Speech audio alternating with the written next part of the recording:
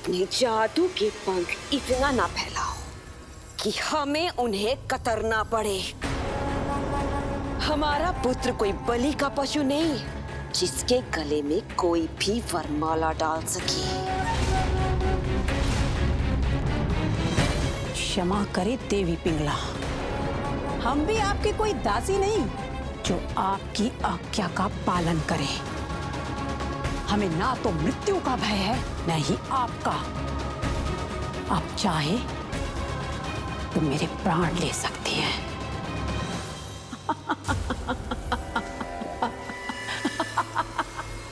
तुम्हारे इस अपराध के लिए इतना छोटा दंड नहीं देंगे हम।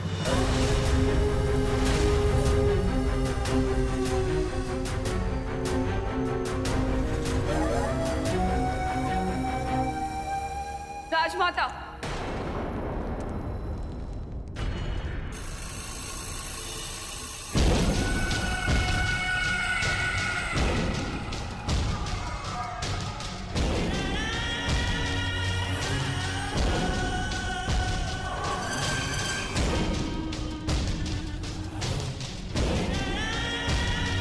कौन हो तुम? मैं उन्हीं की पुत्री हूँ जिनकी गर्दन पर अभी अभी आपकी कटार थी। ओह, तो अपनी माता का प्रतिशोध लेने आई हो यहाँ? नहीं, आपकी सहायता करने। मेरी माता ने अवश्य आपको मना कर दिया हो, किंतु मैं आपको उज्जैनी की राजमाता बना सकती हूँ। और इसके बदले में तुम्हें क्या चाहिए? राजा विक्रमादित्य की मृत्यु। आपका और मेरा शत्रु एक ही है।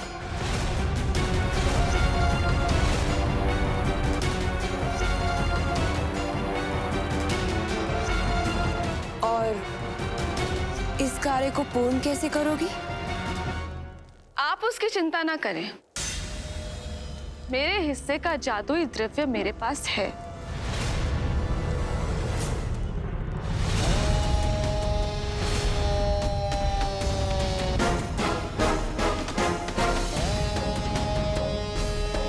राजा विक्रमादित्य के अंत के लिए ये पर्याप्त है। तो लाओ, इसे मुझे दे दो। राजमाता, मैं अपने शत्रु को स्वयं मारूंगी। और वैसे भी इसका प्रयोग केवल मैं कर सकती हूँ। ये आपके किसी कार्य का नहीं।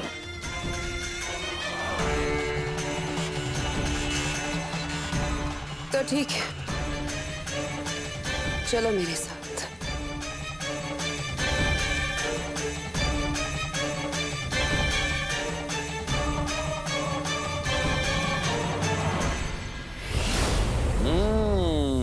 जादू से भरी जादू की लड़ी, जीत की वैतरणी हो तुम। जादूगरनी हो तुम, जादूगरनी हो तुम। चाहूं तो जीवन राग सुनाऊं, चाहूं तो प्राण निकालूं, ऐसी जादूगरनी हो तुम।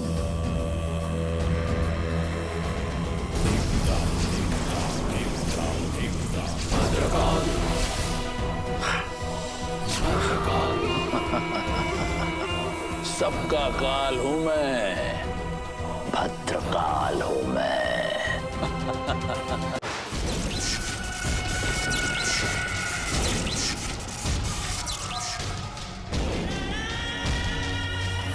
नयनतारा,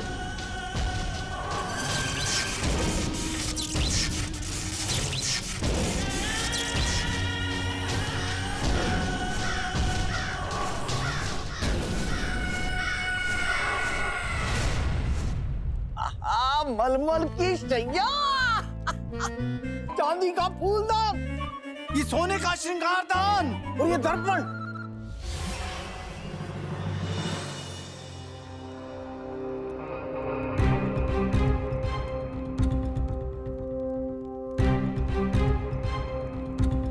ये दर्पण दिखाता है तन,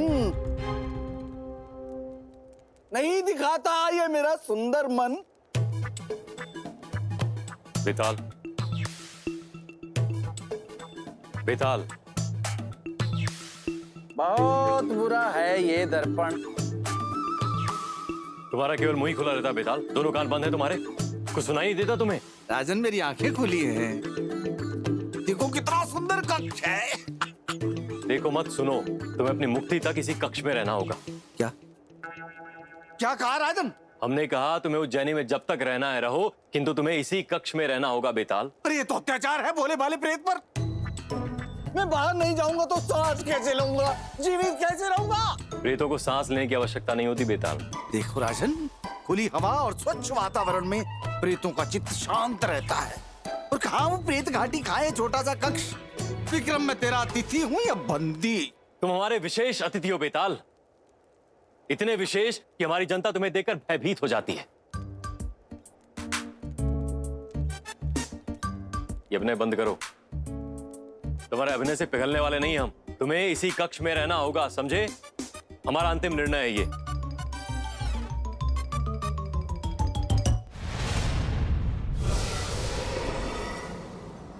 नैनतारा, आओ आओ नैनतारा, आ गई तुम। मैं यहाँ तुम्हारे ही कार्य के लिए आई हूँ भद्रकाल। अब शीघ्र ही तुम विक्रमादित्य निष्प्राण देखोगे। नहीं, अरे यही मूर्खता तो नहीं करनी है तुम्हें। विक्रम के प्राण लेना तुम्हारे वश के बाहर है। तुम केवल इस महल के बाहर उस बेताल को लाने का प्रयास करो, बस, और कुछ भी नहीं। बस इतनी सी बात। मैं ऐसा व्यू रचूंगी कि विक्रम स्वयं उस बेताल को बाहर निकालने पे विवश हो जाएगा।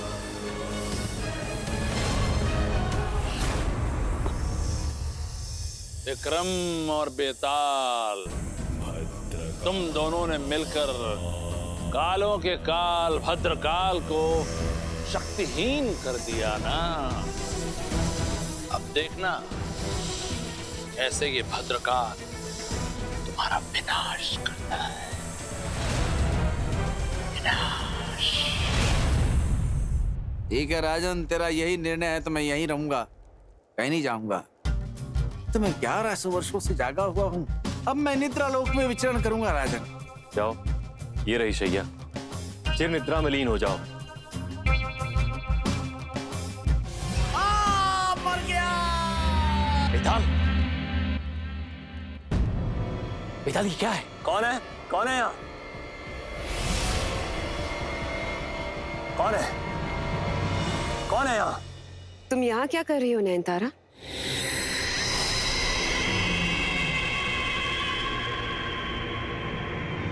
विराट सिंह जी, आप यहाँ? यहाँ तो केवल हम हैं। परंतु सम्राट, हमने किसी के चीखने की ध्वनि सुनी है। कोई तो है यहाँ। सैनिकों, पूरा कक्ष छान मारो। अवश्य ही सम्राट का कोई शत्रु यहाँ छुपा है। शीघ्रता करो। सैनिक, उसकी आवश्यकता नहीं है।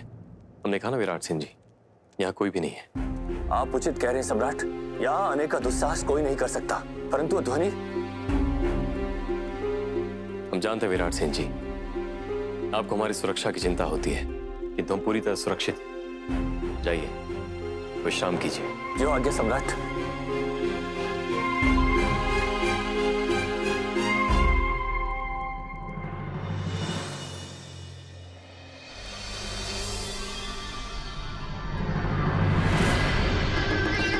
तुम चुप क्यों? हम तुमसे कुछ पूछ रहे हैं। यहाँ आने का कोई विशेष प्रयोजन? प्रयोजन तो है राजमाता। मैं देखना चाहती थी कि सम्राट विक्रमादित्य के महल से उज्जैनी दिखती कैसी है। महल देखने के मोह में अपने लक्ष्य से मत भटक जाना। ये मत भूलना कि तुम्हें हमारे पुत्र को उज्जैनी का राज सिंहासन दिलाना है और विक्रमादित्य को उज्जैनी से अपदस्थ कर आपको राजमाता बनाना है। और ये कार्य करेगा मेरा ये जादुई द्रव्य।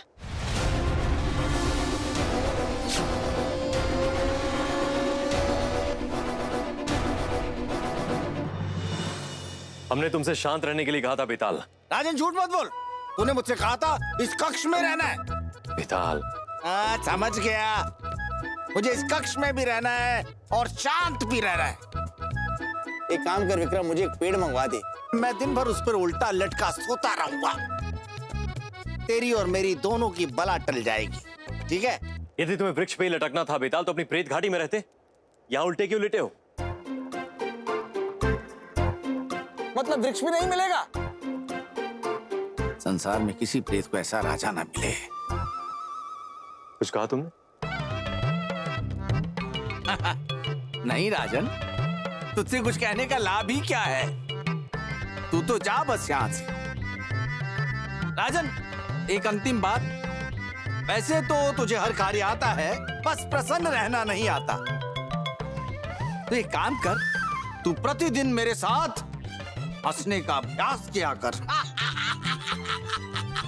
जिसके कंधे पर तुम जैसा भयावह और डरावना बेताल विराजमान रहता हो, तो भला कैसे हंस सकता है?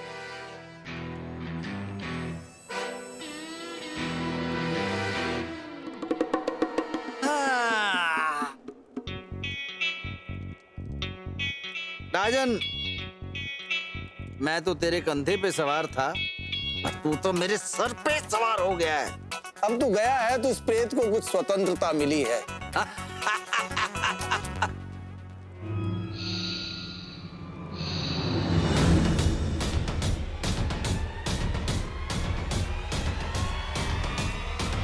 ये प्रेत गंध कैसी?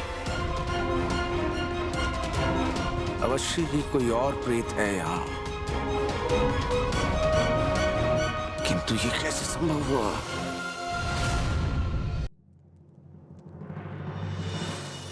महाराज, हमने अपने हाथों से आपके लिए सभी प्रिय व्यंजन बनाए हैं। और आपको जो अधिक प्रिय है ना, मोतीचूर के लड्डू, वो भी बनवाए हैं। महारानी, अब हमारी हर पसंद का कितना ध्यान रखती है। महाराज, यदि हम आपकी पसंद का ध्यान नहीं रखेंगे तो भला कौन रखेगा? महाराज, आप ये लड्डू ये लड्डू ऐसे थाल से अदृश्य कैसे हो सकते हैं? ये कौन सी माया है महाराज? अब आप देखिएगा राजमाता, कैसे ये द्रव्य अपना खेल रचता है, कैसे आपको और मुझे अपने लक्ष्य तक पहुंचाता है। रुको,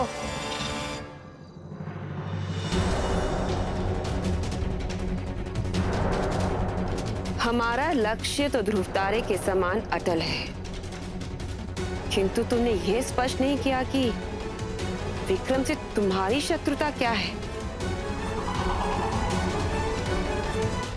कारण कोई भी हो राजमाता, लाभ तो आपका ही है, तो आप लाभ पे ध्यान दीजिए, कारण पे नहीं।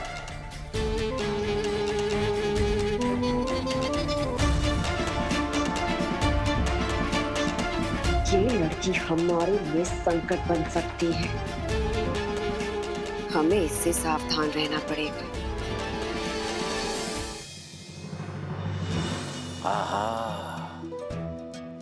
तो ये लड्डुओं की सुगंध थी।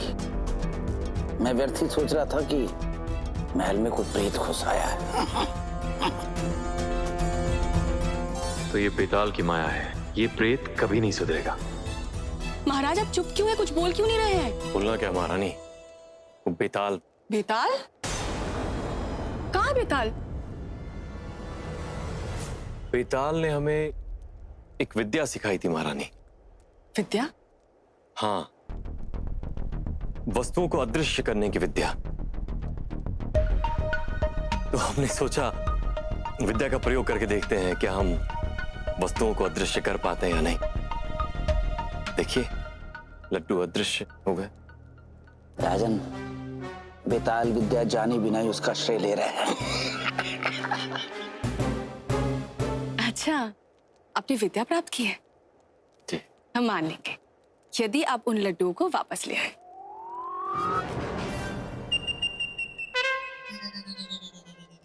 महारानी, हम वस्तुओं को वापस लाने की विद्या नहीं सीख पाए, केवल अदृश्य करने की विद्या ही सीखी हमने। आप भी ना महाराज।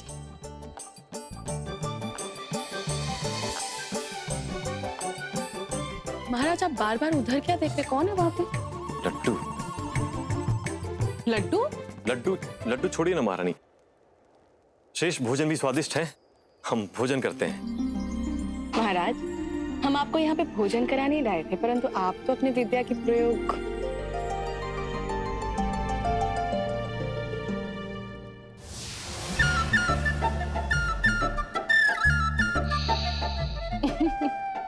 आप भोजन कीजिए, हम आपके लिए रसगुल्ले लेके आते हैं। महाराज, हलवा। ये कैसे अदृश्य हो गए?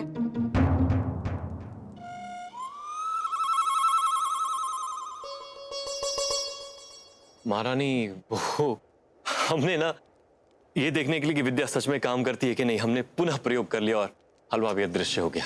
महाराज, आपको जिस भी विद्या का प्रयोग करना है ना, भोजन के पश्चात कीजिएगा, अन्यथा हमें पुनः भोजन बनाना पड़ेगा।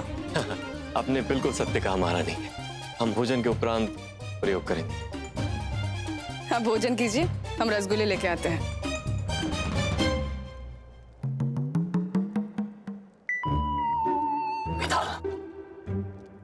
हमने तुमसे कहा था अपने कक्ष में रहने के लिए ना, यहाँ कभी लड्डू अदृश्य कर रहे हो, कभी हलवा अदृश्य कर रहे हो, क्या हो रहा है ये सब?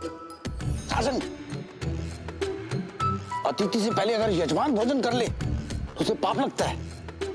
मैं तो तुझे पाप से बचा रहा था राजन, और तू मुझे पे क्रोध कर रहा है। उत्पात हो गया तुम्हारा, चलो अपने कक्ष में, तुम्हें वहां सब कुछ मिलेगा, हलवा लड्डू सब कुछ, किंतु अपने कक्ष से बाहर मत निकलना। राजन, भोजन करते हुए तो कोई श्वान को भी नहीं भगाता, तू मुझे भोजन के बीच में से उठा रहा है। क्या मैं तुझसे बात नहीं करता?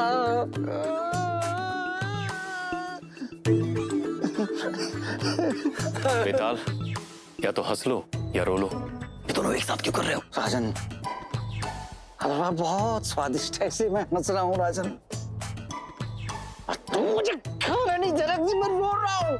जो भी करना है अपने मन में करो, अपने कक्ष में, और किसी को तुम्हारा स्वर सुनाई नहीं देना चाहिए। ना हंसने देता है, ना रोने देता है, ना खाने देता है, कैसा राजा?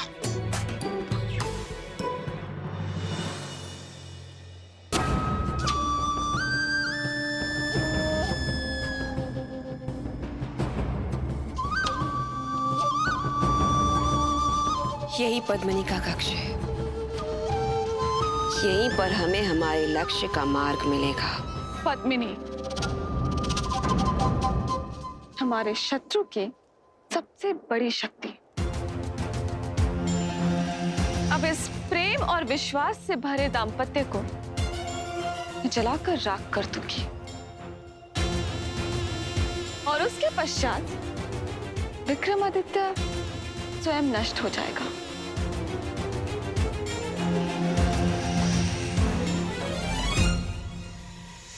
भाभीश्री,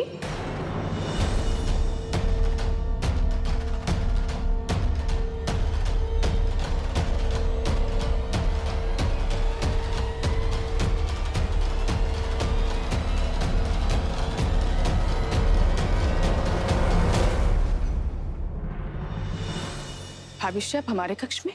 क्यों? हम अपनी प्रिय देवरानी के कक्ष में नहीं आ सकते?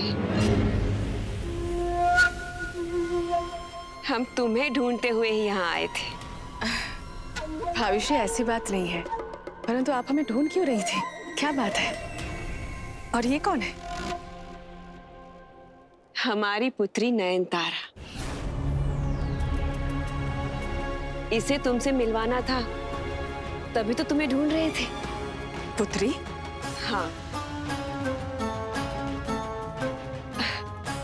हमारी अर्थात हमारी प्रिय सखी मांडवी की पुत्री। मांडवी? तुम उसे नहीं जानती, असमय ही उसकी मृत्यु हो गई। ये तो बहुत दुख की बात है भाभीश्री। बस इसीलिए इसे यहाँ बुलवा लिया। इसके रूप में हमें हमारी पुत्री मिल जाएगी और इसके सर पर माँ का साया भी बना रहेगा। नयनतारा, महारानी को प्रणाम करो। प्रणाम महारानी।